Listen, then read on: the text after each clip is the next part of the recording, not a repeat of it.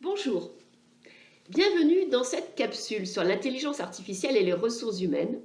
Voyons les 6 domaines qui sont plus particulièrement concernés par l'introduction de l'IA. Avant de commencer, j'aimerais vous inviter à regarder 2 vidéos qui montrent d'une façon générale comment les entreprises abordent l'intelligence artificielle en RH. Il y a la vidéo de la RATP avec Luc Chatti, qui est son DRH, et qui nous montre comment progressivement il a introduit l'IA dans sa pratique RH. Et puis ensuite, vous avez une deuxième vidéo sur l'IA à la Poste, qui montre justement comment la Poste mise sur l'IA pour développer des innovations dans le parcours ressources humaines. Maintenant, revenons aux 6 domaines RH qui sont quelque peu mouvementés, disruptés, transformés avec l'intelligence artificielle. Le premier domaine, c'est le domaine de la gestion administrative qui est automatisée avec l'intelligence artificielle. En utilisant la technique de l'IA sémantique, l'IA permet de classer, d'optimiser, de détecter les mots-clés, de mettre en relation. Et donc, elle permet, par exemple, dans la gestion documentaire et la gestion de l'information, de vérifier les documents qui sont en doublon, de les ranger et d'éliminer ceux qui n'ont plus nécessité à rester dans l'archivage. On voit avec l'interview faite donc au Salon international de l'intelligence artificielle à Cannes de l'entreprise de la start-up Quam, on voit comment l'IA va quelque part améliorer, automatiser la gestion de l'information en ressources humaines. Le deuxième domaine, c'est le domaine de la communication RH. Aujourd'hui, grâce à l'IA, on a en temps réel des chatbots qui peuvent vous donner de l'information de premier niveau, répondre à vos questions, mais ça va plus loin, parce qu'aujourd'hui, nous avons des chatbots de niveau 2 qui arrivent en fait à vous donner des actions, à vous proposer des actions à mener par rapport à des thématiques, soit le désengagement, soit la résolution de problèmes, soit la recherche d'un partenariat, etc. Et donc, on voit bien, avec l'interview de l'entreprise Humaxa, qui est une start-up américaine, eh bien que les chatbots deviennent des coachs. Et ce sont des nouveaux outils de communication interne qui ne sont plus simplement là pour remplacer les FAQ. Le troisième domaine dans l'IA et les RH, c'est tout ce qui est autour de la gestion des compétences, la gestion des carrières, la gestion des talents. Et là, c'est vraiment aujourd'hui un domaine extrêmement fourni en solutions. Il y a 2 grands types de solutions. Des solutions globales, avec des plateformes qui vont gérer à la fois la détection et la déclaration des compétences des collaborateurs, les aspects liés à la formation, à la gestion des carrières et au parcours de développement. Et puis, vous avez des solutions très ponctuelles. Dans les solutions globales, nous avons rencontré plusieurs fois l'entreprise Cornerstone qui propose aujourd'hui une plateforme toute nouvelle qui s'appelle Explore. Ils ont racheté d'ailleurs la start-up Clustry qui leur a permis d'intégrer de l'IA dans leur moteur. Et donc avec Explore, ils intègrent de l'intelligence artificielle d'un point de vue global dans toute la gestion des talents. Vous avez 2 interviews qui expliquent justement comment Cornerstone intègre de l'IA, développe les talents d'une façon globale. Et vous avez un cas d'usage avec l'entreprise Alstom qui montre comment elle utilise Cornerstone au quotidien dans tout le processus RH qui va de la détection de la compétence jusqu'au développement des parcours de formation et des parcours de carrière. Et puis vous avez ensuite des solutions très précises, des niches. Et là, nous avons rencontré des startups comme Burning Glass et Booster qui adressent un problème précis. Un problème qui est, par exemple, avec Burning Glass, de trouver les compétences sur le marché externe par rapport au manque du marché interne. Et avec Booster, eh bien, de trouver en fait comment on peut arriver à des indices de maturité sur la gestion des compétences grâce à de l'intelligence artificielle. Donc pour conclure sur ce volet très important en RH, le volet de la gestion des compétences, des talents et des carrières, on a bien 2 domaines.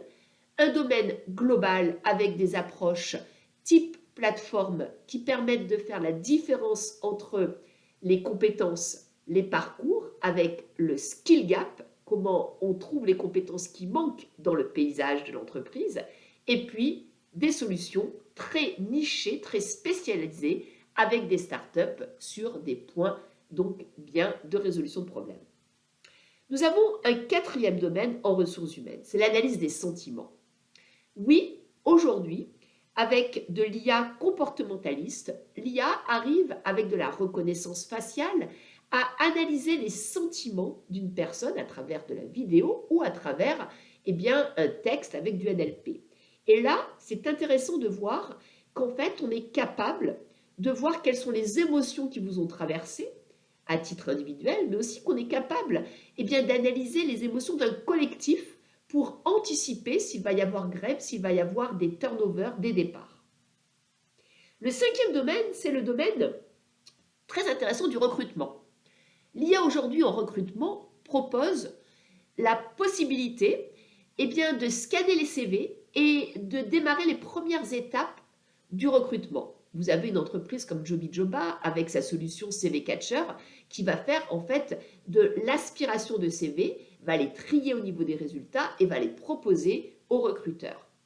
Attention, il y a une vraie polémique sur l'utilisation de l'IA en recrutement et cette polémique, elle est alimentée par le professeur Fuller d'Harvard qui a fait une étude et qui montre qu'en fait, il y a 75% des personnes qui proposent des CV qui sont traités par des IA qui sont éjectées des processus de recrutement parce que les filtres et les critères utilisés par les IA sont beaucoup trop rigides. Et qu'en fait, il suffit que vous ayez 6 mois d'absence dans votre CV ou que vous n'ayez pas fait 5 ans d'expérience professionnelle sur le même métier pour que votre CV soit retiré en fait de la sélection. Donc attention, on est aujourd'hui encore dans les balbutiements donc de l'équité avérée et promulguée par tous les fervents donc du recrutement par IA et la réalité qui montre qu'en fait de nombreuses personnes sont exclues de ces fils de recrutement. Nous avons sixièmement de l'IA en formation. L'IA en formation, elle arrive à 2 niveaux. Déjà, elle arrive au niveau donc des recommandations individualiser des formations en fonction de ce que vous avez rempli, donc par rapport à vos résultats, par rapport au rythme, à la vitesse, au nombre de fois que vous avez refait une question, etc. Et donc l'IA peut vous proposer des formations spécifiques ou des questions sur lesquelles vous avez déjà bloqué. On le voit, Anne Grechbin nous l'explique, chez Air France, ils ont utilisé la solution Voxy qui a permis donc d'améliorer les compétences en anglais grâce à des questionnements, à de l'ancrage qui vient de façon récurrente et non pas grâce au suivi très précis d'un module vidéo. Donc ça, c'est assez intéressant. Et puis, il y a deuxième pan qui est sur, bien sûr, l'administration du catalogue de formation avec du NLP, de l'IA qui permet d'optimiser les champs, les mots-clés, les tags et les variables précises donc d'un document qui est le catalogue de formation. En formation, nous avons aussi tout ce qui est Learning Analytics. Et c'est pour ça qu'on vous invite à écouter l'interview de TeachUp. TeachUp, c'est très intéressant parce qu'en fait, TeachUp propose à la fois de recruter, de former et de pousser des contenus par rapport à des Learning Analytics. C'est une start-up vraiment, vraiment performante sur laquelle nous avons eu un coup de cœur. Voilà, donc pour terminer, en conclusion, j'aimerais donc vous évoquer la grande idée. Pour moi, en ressources humaines, il y a 2 volets. Soit vous adressez une solution globale, une solution telle que Cornerstone ou d'autres plateformes qui, à l'intérieur de leurs propositions, vont intégrer des volets administratifs, recrutement, gestion des carrières, des talents, parcours, utilisateurs du collaborateur. Et donc, ça sera des solutions intégrées, globales, qui proposeront de l'IA. Soit vous décidez de ne prendre que des solutions spécifiques avec de l'IA compartimentée et, par exemple, vous allez prendre une solution de recrutement telle que la start-up américaine IRB qui vous propose de recruter des talents dans le monde entier par rapport donc à des profils que vous avez identifiés et que l'entreprise également vous propose en fonction d'un machine learning qu'elle a intégré dans son moteur de recherche et dans tous les job boards qu'elle a pu donc aspirer dans sa solution.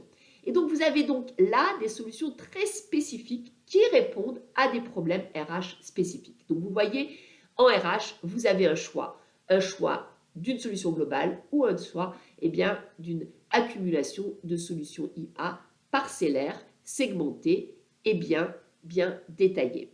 Pour aller plus loin, parce que vous êtes des DRH avertis, des DRH qui réfléchissaient sur l'aspect humain de cette fonction et non pas que sur l'aspect automatisé, je vous invite à lire le livre de Monsieur Houdet qui est l'intelligence humaine n'est pas un algorithme. C'est une très belle réflexion sur comment notre cerveau apprend, comment les machines apprennent et comment il est important de savoir prendre du recul pour quelque part se protéger de toutes les manipulations que l'IA peut, si bien entendu on ne se protège pas, peut être à l'origine. Et ça, c'est très intéressant. Donc, comme le dit Monsieur Houdet, l'intelligence, c'est aussi savoir se protéger pour pouvoir aller plus loin. Merci.